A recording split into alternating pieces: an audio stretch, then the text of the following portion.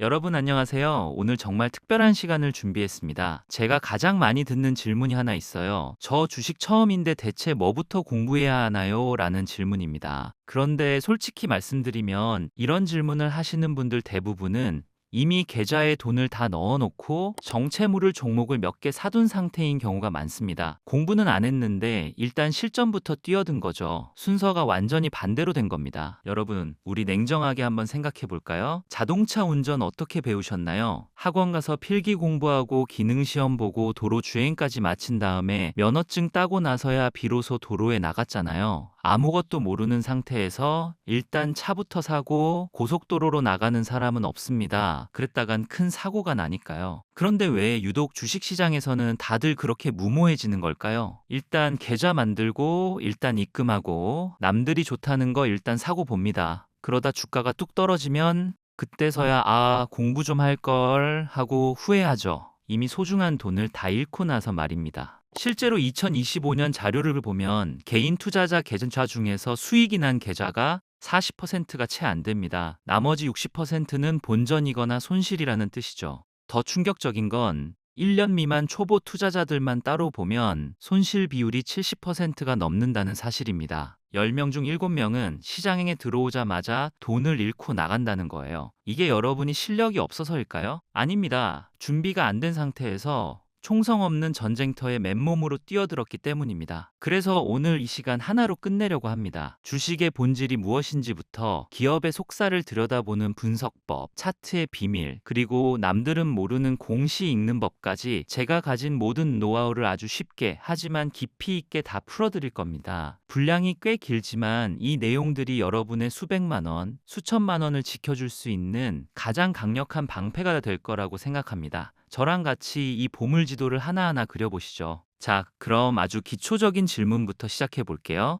주식이 대체 뭘까요? 어렵게 생각하실 것 하나도 없습니다. 여러분 친구가 카페를 차린다고 하면서 투자 좀 해달라고 부탁했다고 가정해 봅시다. 그럼 여러분은 뭘 물어보실 건가요? 얼마나 필요한데? 내가 얼마 넣으면 지분은 몇 퍼센트 주는 건데? 장사 잘 돼서 수익 나면 나한테 얼마 떼줄 거야? 당연히 이런 거 물어봐야죠. 내 피 같은 돈이 들어가는 건데 아무것도 모르고 줄 수는 없잖아요. 주식이 딱 이겁니다. 회사에 아주 작은 조각을 사는 거예요. 친구 카페에 돈 넣고 10% 지분 받는 거랑 삼성전자 주식을 사는 거랑 본질적으로는 완전 똑같은 행위입니다. 다만 친구 카페는 둘이서 계약서 쓰고 끝이지만 삼성전자는 주식시장이라는 거대한 시장에서 누구나 사고 팔 수 있게 열려 있다는 차이만 있을 뿐이죠. 법적으로 여러분은 아주 작은 지분이지만 엄연한 그 회사의 주인입니다. 주인이 되면 배당을 받을 권리도 생기고 주주총회에 가서 투표할 수 있는 의결권도 생깁니다. 회사가 망했을 때 남은 재산을 나눠 가질 권리도 있죠. 여기서 우리가 꼭 짚고 넘어가야 할 개념이 하나 있습니다. 바로 액면가와 시가의 차이예요. 이거 처음 시작하시는 분들이 정말 많이 헷갈려 하시더라고요. 액면가는 주식을 처음 찍어낼 때 정해놓은 기준 가격입니다. 그냥 종이에 적어놓은 숫자라고 생각하시면 돼요. 100원일 수도 있고 5,000원일 수도 있죠. 하지만 우리가 시장에서 실제로 거래하는 가격은 시가입니다. 삼성전자 액면가가 100원이지만 시장에서는 15만 원 넘게 거래되는 것처럼 말이죠. 왜 액면가 100원짜리가 15만 원이 됐을까요? 그만큼 그 기업의 가치가 올라갔고 사려는 사람이 팔려는 사람보다 압도적으로 많기 때문입니다. 주가는 결국 그 기업의 미래 가치와 시장의 수요 공급이 결정하는 살아있는 숫자입니다. 그리고 뉴스에서 자주 듣는 시가총액이라는 말, 이것도 정확히 알고 계셔야 합니다. 현재 주가의 전체 주식 수를 곱한 값인데 이게 바로 시장이 평가하는 그 기업의 몸값입니다. 이 회사를 통째로 사려면 얼마가 필요한지를 보여준 지표죠. 우리나라에서는 삼성전자가 압도적인 1등이고 최근에는 AI 열풍과 원전 수요 때문에 특정 섹터의 기업들이 시총 상위권으로 무섭게 치고 올라오고 있습니다. 특히 SMR이나 에너지 관련 기업들이 1년 만에 시총 순위를 완전히 뒤바꿔 놓는 걸 보면 산업의 트렌드가 얼마나 빠르게 변하고 있는지 알 수 있죠. 자, 그럼 이 주식들을 어디서 사고 팔까요? 우리나라는 크게 코스피와 코스닥으로 나뉩니다.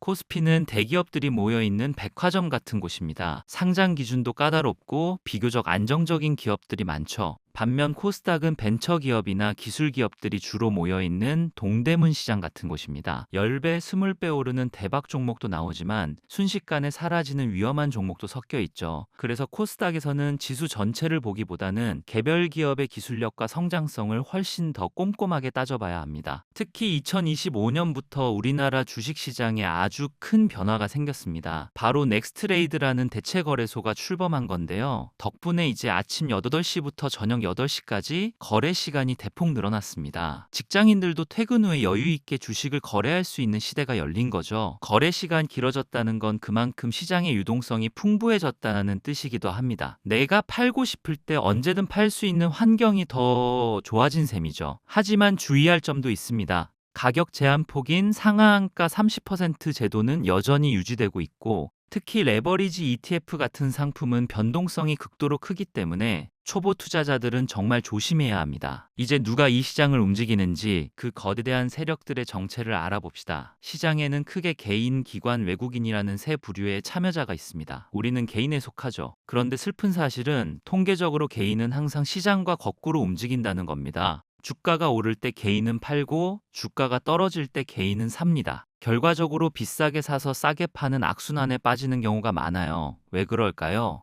개인은 감정적으로 투자하기 때문입니다. 공포와 탐욕에 휘둘리는 거죠. 반면 외국인과 기관은 철저하게 시스템과 정보력으로 움직입니다. 특히 외국인은 큰 방향성을 결정하고 기관은 그 방향에 탄력을 불어넣는 역할을 하죠. 우리가 수익을 내려면 이들의 움직임을 읽는 눈을 가져야 합니다. 남들 따라가는 양이 아니라 자기만의 기준을 가진 투자자가 되어야 한다는 뜻입니다. 그럼 구체적으로 어떤 회사가 좋은 회사일까요? 여기서 기본적 분석이 등장합니다. 그 회사가 돈을 잘 버는지, 빚은 얼마나 있는지, 앞으로 얼마나 성장할지를 따져보는 건강검진 같은 과정이죠. 핵심은 재무제표입니다. 손익계산서를 보면 매출에서 원가를 빼고 직원 월급 같은 판관비를 빼고 남은 영업이익이 나옵니다. 이게 바로 그 회사의 본업 실력입니다. 영업이익이 꾸준히 늘어나는 회사, 그리고 자기 자본으로 얼마나 효율적으로 돈을 벌었는지 보여주는 ROE가 높은 회사가 진짜 알짜배기 회사입니다. 특히 제가 항상 강조하는 말이 있죠. 주가는 성장의 기울기다. 지금 당장 돈을 많이 버는 것보다 작년보다 올해, 올해보다 내년에 얼마나 더 많이 벌 수 있느냐가 주가를 결정합니다. 시장의 기대치인 컨센서스를 뛰어넘는 성장을 보여줄 때 주가는 폭발적으로 반응합니다. 회사가 좋은 걸 알았다면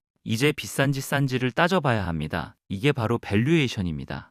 PER이라는 지표를 많이 쓰는데 이 회사 주식을 샀을 때 본전 뽑는데 몇 년 걸리느냐를 보여주는 지표라고 보시면 됩니다. 하지만 PER이 낮다고 무조건 좋은 건 아닙니다. 성장이 멈춘 망해가는 회사는 당연히 쌀 수밖에 없으니까요. 반대로 미래 성장성이 엄청난 기업들은 지금 당장 비싸 보여도 미래의 가치를 당겨와서 주가가 형성됩니다. 결국 현재의 실적과 미래의 꿈 사이에서 적정한 균형점을 찾아내는 게 투자의 핵심입니다. 하지만 이론만 안다고 수익이 날까요? 절대 아닙니다. 요리 유튜브 100번 봐도 직접 칼을 잡지 않으면 간을 맞출 수 없는 것과 같습니다. 주식은 멘탈 게임입니다. 내 생돈이 10% 떨어졌을 때의 그 공포를 이겨내는 훈련이 필요하죠. 그래서 저는 처음부터 큰 돈을 넣지 말고 잃어도 큰 타격이 없는 소액으로 실전 감각을 익히라고 권해드립니다. 100만 원, 200만 원 정도면 적당합니다. 최근에는 실전 투자 대회 같은 환경에서 연습하는 것도 좋은 방법입니다. 실제 돈으로 한 달간 경쟁하면서 매매 감각을 익히고 자기 투자 스타일이 뭔지 파악하는 거죠. 자, 이제 차트 이야기를 해볼까요? 차트는 기술적 분석의 영역입니다. 기업 분석이 무엇을 살까를 결정한다면 차트는 언제 살까를 고민하는 도구입니다. 캔들의 모양, 이동평균소선의 정배열 상태, 그리고 거래량의 변화를 보면 시장 참여자들의 심리가 그대로 읽힙니다. 특히 단기선이 장기선을 뚫고 올라가는 골든크로스는 상승의 신호탄으로 읽히기도 하죠. 하지만 차트만 맹신하는 건 눈을 감고 운전하는 것과 같습니다.